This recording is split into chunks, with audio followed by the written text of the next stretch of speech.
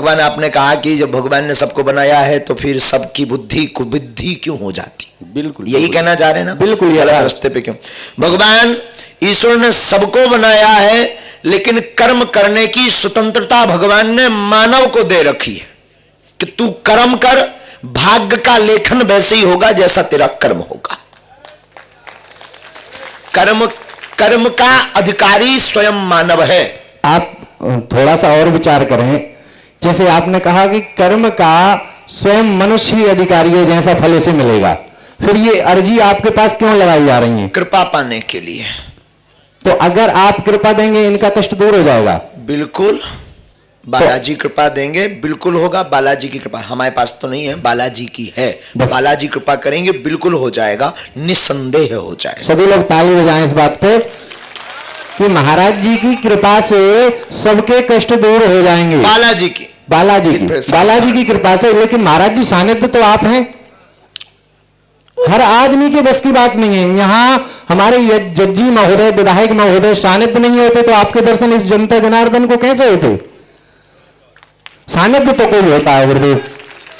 ओ, आप सबका अपना अपना ध्येय और दृष्टि है, हम अपने आप को कुछ नहीं मानते। और आपके प्रश्न को हम फिर पकड़ेंगे जी।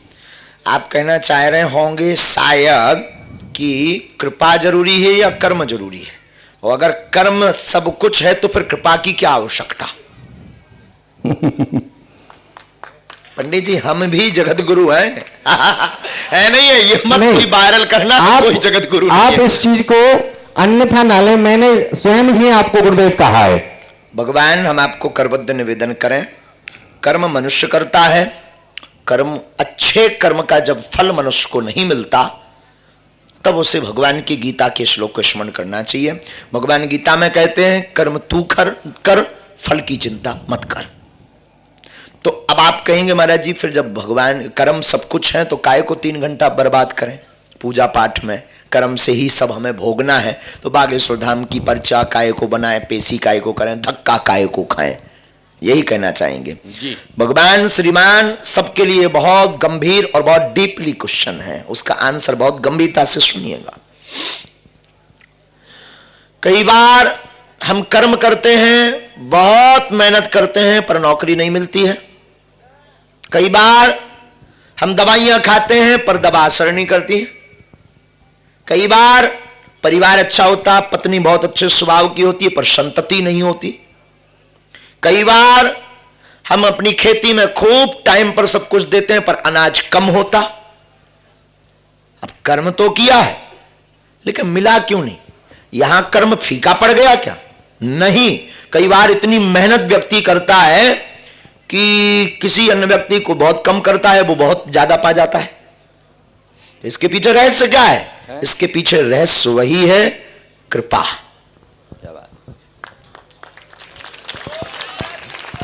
तो कर्म तो आपके हमारे हाथ में है, कृपा किसके हाथ में है? विवाह कर लोगे पर वंश वृद्धि की कृपा का आशीर्वाद भगवान से ही मिलेगा। नौकरी का कंपटीशन की तैयारी कर लोगे, हर बार 2 नंबर से चूक जाओगे, वहां पर कृपा की ही आवश्यकता पड़ेगी। इसलिए जिंदगी में कर्म भी आवश्यक है और कृपा भी आवश्यक है। तो हम सबको निवेदन करेंगे कि कर्म करो, कर्म में चूक मत करो। कृपा से जिसकी कृपा पाना चाहते हैं उनका सौभाग्य आपके भाग्य से जुड़ जाता है। बस यही कृपा है। Positive energy, positive waves. जो पढ़े लिखे लोग हैं वो इस भाषा को समझ पाएंगे।